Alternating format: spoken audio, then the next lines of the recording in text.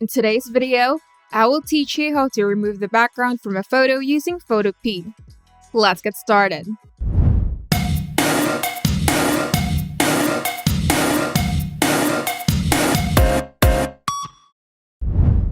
First, go to Photopea and click on File in the top left corner. Then select Open, then find and select your image from your device.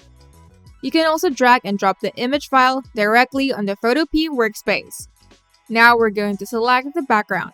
In the toolbar on the left, select the Magic Wand tool and click on the background area that you want to select. Each click creates a new selection, replacing the old one. To combine the new selection with the existing one, hold down the Shift key while clicking. Then adjust the tolerance and contiguous options in the top menu to refine your selection.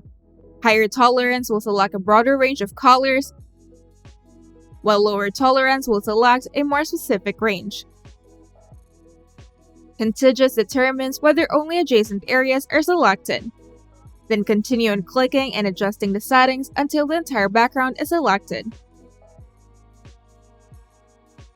Now we're going to delete the selected area. To do this, press Edit in the top menu and select Clear, or simply press the Delete key on your keyboard. The deleted area will be indicated by white and gray squares, showing that it is now transparent. And if you want to add a new background, simply click on the file in the top menu, then select Open and Place, and choose the new background image from your device. It will be placed as a new layer. Then resize and move the background by dragging its corners. Then press Enter to confirm the size and position. If the new background layer covers the original image, you have to rearrange the layers. To do this, click the layer in the top menu and select Arrange. Then choose Send to Back to move the new background layer behind all layers.